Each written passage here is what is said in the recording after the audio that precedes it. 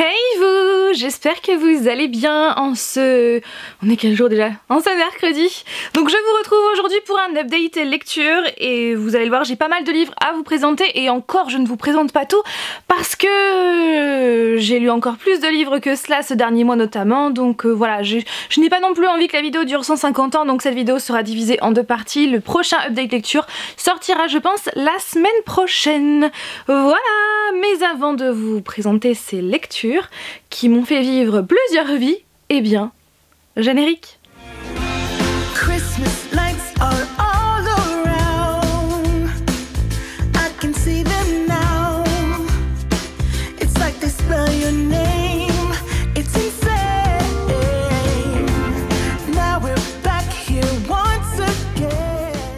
Alors j'ai commencé avec les lectures du Change à l'October. Oui, qui date quand même du mois d'octobre. Ouais, j'ai quand même pas mal de retard. Donc ouais, au mois d'octobre, comme vous le savez, je fais chaque année le Change à l'October. Je me concocte une pile à lire, de livres qui font frissonner, des livres où il y a des vampires, des fantômes, etc. etc. donc qui sont sur le thème d'Halloween tout simplement. Donc je m'étais fixé une palle de 10 livres, 10 ou 11 livres, je ne sais plus. Quoi qu'il en soit, je m'étais fixé l'objectif de lire au moins 5 livres de cette palle. Et vous savez quoi ? J'ai réussi. Donc je vais vous présenter tous ces livres. J'ai lu tout d'abord Les Enchantresses, le tome 1, le grimoire volé par Sophie Gliokas, que j'avais reçu très gentiment de la part des éditions Hachette Roman. Imaginez pouvoir vous protéger de vos harceleurs, imaginez pouvoir vous venger d'eux sans avoir à bouger le petit doigt. Séduisant, n'est-ce pas? C'est ce que pensaient Bleuhen, Flora et Lidzig, du moins jusqu'à ce que ça aille trop loin. En trouvant un grimoire dans la forêt de Brocéliande, ces trois filles que tout oppose n'auraient jamais pensé que leur incantation marcherait vraiment. Et puis leur vie a basculé et elles sont devenues des enchantresses. Cette lecture, c'est clairement une lecture qui est parfaite pour la période automne-Halloween, mais vraiment parfaite. Du coup, si vous cherchez une lecture pour votre Halloween 2022, votre automne 2022, ouais, on prend carrément de l'avance.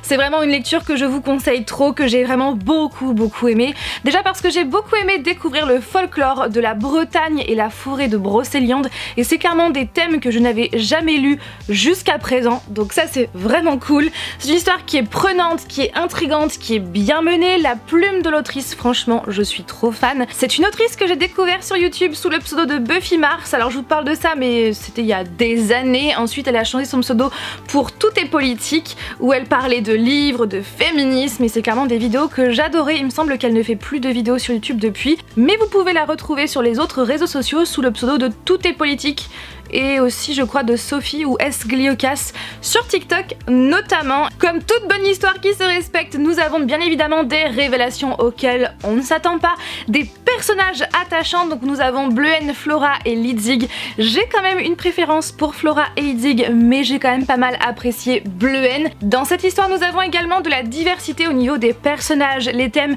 LGBTQIA+, ainsi que le handicap sont abordés, mais pas que, parce que oui, ce n'est pas qu'une simple histoire de magie, vous avez bien sûr du féminisme à l'intérieur. Je m'en doutais, clairement je m'en doutais, et s'il n'y avait pas eu de féminisme à l'intérieur, clairement j'aurais été déçue. Cette histoire aborde également le harcèlement, les agressions sexuelles, le racisme, la vie au lycée et ses complications, l'anxiété, tout plein de sujets qui sont hyper importants et qui sont extrêmement bien abordés et aboutis dans ce récit.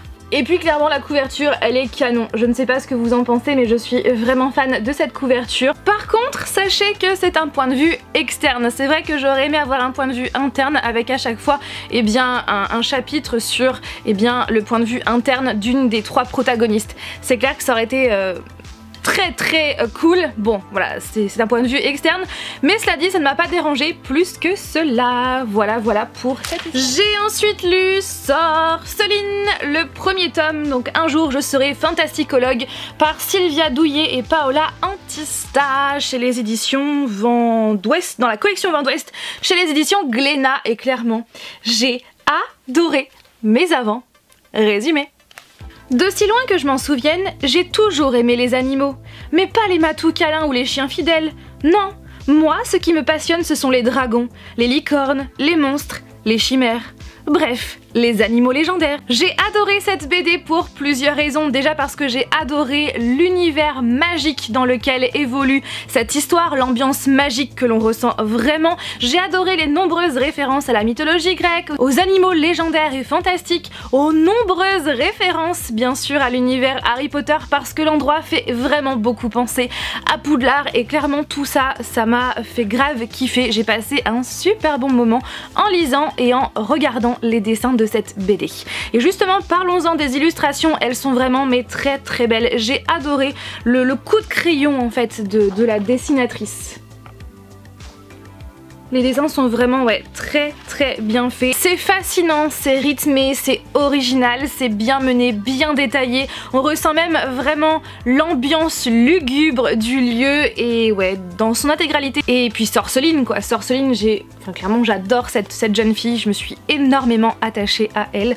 Donc en somme c'est prometteur et convaincant. Donc sachez qu'au jour d'aujourd'hui il existe 4 tomes qui sont disponibles. Je ne sais pas si la saga est complète, mais en tout cas on a de quoi se faire encore plaisir. Donc sincèrement, si vous aimez lire les BD ou si tout simplement vous n'avez jamais lu de BD mais que vous avez envie de vous lancer, que vous aimez l'univers fantastique, le monde imaginaire, je pense que vous allez adorer.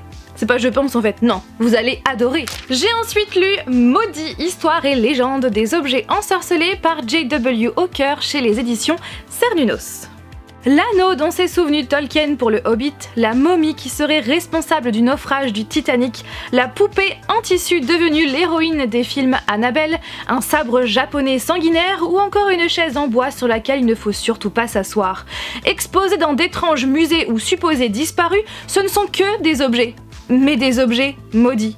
Chacune de leur histoire, toujours étrange, parfois tragique, a donné naissance à des légendes, inspirant la culture populaire, nourrissant romanciers et scénaristes. À travers les temps et les continents, cet ouvrage raconte la fascinante destinée de plus de 40 de ces artefacts ensorcelés, dévoilant ainsi une face méconnue et fantastique de notre passé et de ses maléfices. Quand je pense à cette lecture, j'ai 3 mots qui me viennent en tête. Édifiant, efficace, intriguant. Même si je savais déjà certaines informations, notamment par exemple à l'histoire d'Annabelle, eh bien j'ai appris énormément de choses sur ces différents objets. C'est vraiment un livre qui est hyper intéressant et si vous aimez ce thème-là, des objets maudits, je pense que vous allez vraiment apprendre beaucoup de choses. Vous avez également des photos qui permettent justement d'agrémenter, de donner de la dimension au récit. Par exemple là vous avez la fameuse poupée Annabelle. Ce n'est clairement pas la poupée Annabelle que l'on voit dans les films. Chaque fois vous avez l'origine, la date d'achat, la hauteur, le propriétaire connu, l'emplacement actuel. Enfin ce sont vraiment des explications qui sont très abouties. Vraiment l'auteur va vraiment au bout des choses, au bout des explications et on apprend vraiment beaucoup de choses. Phantom Manor, l'attraction décryptée que j'avais achetée à Disneyland Paris, dans la boutique qui est en face de Big Thunder Mountain à Frontierland tout simplement. Puisque comme vous le savez, ou peut-être pas, c'est mon attraction préférée à Disneyland. Donc je savais déjà pas mal d'informations avant de lire ce livre, mais grâce à ce livre, j'en sais encore plus. Voilà, j'ai appris beaucoup de choses. Vous avez donc à chaque fois un texte, alors sachez que c'est un livre qui se lit très rapidement puisqu'à chaque fois vous avez donc une partie en français et l'autre côté vous avez une partie en anglais, donc ça se lit très rapidement et à chaque fois vous avez donc des dessins pour illustrer, pour vous parler de l'attraction. Vous avez donc des photos des créateurs, vous avez tout plein d'informations, vous avez également de très jolies illustrations, voilà, et celle-là elle est trop belle. Dommage qu'ils n'en font pas un poster à encadrer parce qu'elle est vraiment trop belle. Ça représente Frontierland avec Phantom Manor ici, avec le train dans la mine juste ici. Bon, c'est vraiment une très belle illustration. Donc si vous êtes fan bien sûr de l'attraction, c'est un livre que je vous conseille bien évidemment, qui est disponible à Disneyland. Je vais maintenant vous parler de mon coup de cœur de 2021. C'est mon plus gros coup de cœur livresque. Je vais vous parler de Serpent and Dove par Shelby Maureen chez les éditions de Saxus dans la version collector qui est vraiment trop canon. Il y a 2 ans, Louise a fui son clan et s'est réfugiée dans la ville de Césarine où les sorcières comme elle sont craintes, chassées et brûlées. La jeune femme a renoncé à la magie et vit désormais de petits larcins. Alors qu'elle prépare le vol d'une bague magique très rare, les événements vont s'enchaîner pour tout faire basculer dans le chaos. De son côté, Reid, un chasseur assermenté par l'église, vit sa vie selon un seul principe, ne pas laisser une seule sorcière en vie. Son chemin n'aurait jamais dû croiser celui de Louise, mais un concours de circonstances va les rapprocher malgré eux et les contraindre à une union impossible et inattendue, le saint mariage. La guerre entre les sorcières et l'église est ancienne et les dangereux ennemis de Louise représentent une terrible menace. Partagée entre ses sentiments croissants et sa nature, la jeune femme va devoir faire un choix entre le cœur et la raison. Alors déjà je vais commencer par le commencement, c'est quand même plutôt pas mal de commencer par le commencement, j'ai envie de dire que c'est plutôt logique, mais au début de l'histoire je dois vous avouer que j'étais un petit peu perdue parce que l'histoire, le récit commence en plein milieu d'une scène d'action. Donc c'est vrai que... enfin d'action. Il n'y a pas énormément d'action, mais quand même c'est une scène qui est en cours, donc c'est vrai qu'on arrive comme ça, comme un cheveu sur la soupe, et du coup bah, on sait pas trop qui est qui, on sait pas ce qu'on fait là, enfin voilà, on est un petit peu perdu, c'est un peu confus, et plus après bien sûr on avance dans les pages, plus on comprend, et c'est vrai que je suis vite rentrée dans cette histoire. Il y a de l'aventure, il y a de la romance, enemies to lovers, et... clairement c'est un peu mon petit péché mignon, ouais, les amours impossibles et les amours enemies to lovers, clairement je kiffe grave. Il y a du mystère, il y a des tonnes de révélations auxquelles on ne s'attend pas, même jusqu'à la fin du livre, on se dit mais non mais c'est pas possible, encore une révélation, et clairement ça nous laisse... pas mal de fois sur les fesses. Heureusement qu'on est assis en lisant, enfin à part si vous lisez debout, hein, pourquoi pas, ou allongé. Donc ouais, heureusement que j'étais bien posée parce que ouais, il y a pas mal de révélations auxquelles on ne s'attend pas, c'est rythmé, les personnages, oh là là, les personnages, ils ont du caractère, ils ont du relief. Lou est incroyable, mais vraiment est incroyable. C'est clairement devenu l'une de mes héroïnes préférées parce qu'elle est courageuse, parce qu'elle est drôle, elle a un humour un peu pince sans rire, avec beaucoup de réparties, avec de l'humour noir. Dans cette histoire, on découvre son passé, ses faiblesses, ses forces, et franchement, j'ai tout aimé de ce personnage. C'est typiquement, encore une fois, à chaque fois que je vous le dis, mais c'est typiquement le genre de personnage féminin que j'adore, qui ne se laisse pas marcher sur les pieds, mais en même temps qui est courageuse, mais qui a aussi des faiblesses, et qui est hyper attachant. Et c'est vrai que son humour, mais son humour, j'ai rigolé à plusieurs reprises. Et nous avons également le personnage de Reid. Il est très fermé, très... voilà, il est très obtus. Par moments, il a quand même un comportement très machiste aussi. Il m'a quand même agacée, notamment avec voilà, son comportement envers Lou. Mais plus on avance, plus on comprend plein de choses. Et c'est vrai que Reid, c'est un personnage qui évolue beaucoup dans cette histoire, comme Lou également. Et c'est un duo que j'adore. Mais que j'adore. J'ai trop hâte d'avoir le tome 2 entre mes mains. Le tome 2 en plus, il est canon. Si les éditions de Saxus font comme pour le tome 1, garde la version originale. Sincèrement, le tome 2 est tout blanc, tout magnifique. Enfin, j'ai trop hâte. Je ne sais pas quand est-ce qu'il va sortir, en tout cas si vous avez des infos concernant cette sortie, dites-moi ça en commentaire, je vous en supplie, je veux savoir. J'ai aussi beaucoup aimé dans cette histoire le fait qu'il y ait des noms de personnages et de lieux français. Alors d'après ce que j'ai cru comprendre quand je suis allée faire ma petite enquête, eh bien dans la version originale c'est déjà en français, donc ça c'est plutôt cool, et apparemment il y a beaucoup de mots en français dans le texte, dans la version originale, donc ça je trouve que c'est plutôt bien. Donc ouais, franchement c'est une pépite, j'ai pleuré, j'ai ri, j'ai passé un excellent moment, et à aucun moment j'ai trouvé le temps long, à aucun moment j'ai décroché, parce que c'est quand même une brique, hein. Mais franchement j'ai kiffé du début jusqu'à la fin, malgré le fait que le début soit un peu confus. Franchement on rentre vite dans l'histoire, et Lou et Reid quoi, voilà, je suis énorme pépite et je l'aime trop, j'aime trop ce livre. Et pour terminer, donc je vais vous parler de cette lecture 900 par Maëlle Pau, que j'avais reçue très gentiment de la part des éditions Hachette Roman, que je remercie encore. Et déjà la couverture, on est d'accord, j'aime trop, elle est vraiment trop belle. Du coup on va parler du résumé avant de vous parler de mon avis. En 2020, une épidémie a ravagé le monde. Des hommes sont morts, des villes ont été détruites. Seuls 1000 nouveau-nés ont pu être sauvés. 500 garçons et 500 filles qui ont été élevés dans des orphelinats séparés. 900 est l'une de ces filles. Elle appartient à la génération réparatrice, celle qui créera le monde de demain. Un monde où les discriminations n'existent pas. Elle est le numéro 900 parmi ses 1000 enfants et pendant 17 ans, elle n'a vécu qu'avec des femmes. Dans un mois, les 1000 quitteront leur orphelinat. Une nouvelle vie débutera. Avant de partir, il leur faut toutefois apprendre la vérité.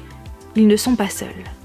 On est d'accord que oui, hein, moi aussi j'y ai pensé, c'est vrai que voilà, c'est marqué en 2020, une épidémie a ravagé le monde, donc c'est vrai qu'on pense très fortement à ce foutu virus qu'on se tape depuis trop longtemps, voilà, donc c'est vrai que ça fait quand même pas mal écho à l'actualité et du coup c'est une histoire post-apocalyptique, ouais, je veux dire même que c'est de la dystopie, de l'anticipation même, et c'est vraiment une histoire que j'ai vraiment beaucoup aimée, c'est une histoire qui est très prometteuse, une trilogie qui est très prometteuse et du coup j'ai hâte de lire le tome 2. Alors je dois vous avouer que le début est un peu long parce que justement le début permet de poser vraiment les bases de cette histoire, permet de nous faire découvrir la routine que 900 a dans l'orphelinat.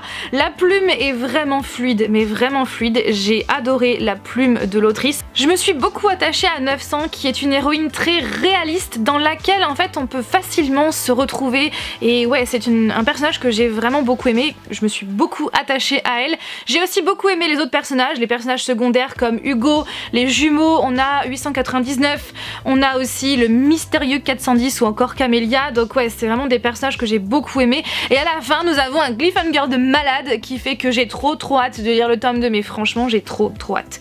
Donc sachez que c'est un point de vue interne, comme d'ailleurs Serpent and Dove, je vous l'ai pas dit mais c'est aussi un point de vue interne et ouais c'est une histoire que j'ai vraiment beaucoup aimé. De base, je dois vous avouer que je ne suis plus trop dystopie, c'est plus trop mon truc, surtout si ça parle de pandémie. S'il n'y a pas une touche de fantastique, c'est vrai que j'ai un peu de mal à accrocher, mais j'ai clairement accroché et j'ai vraiment hâte de lire le tome 2. Vous savez quoi, j'ai encore bien 8 ou 9 livres à vous présenter dans le prochain update lecture. Ouais, et ce ne sont que des livres de fantasy. Ouais, et ce ne sont que en grande majorité des livres que j'ai kiffé, donc ouais, j'ai trop hâte de vous en parler et j'espère que cette vidéo vous a plu. N'hésitez pas vous aussi à réagir en commentaire vis-à-vis de ces livres que je vous ai présentés, bien sûr sans spoiler, je vous fais confiance, à me dire aussi quelles ont été vos dernières lectures, pareil sans spoiler. Je vous fais tout plein de bisous et je vous dis à dimanche prochain pour une nouvelle vidéo. Bye.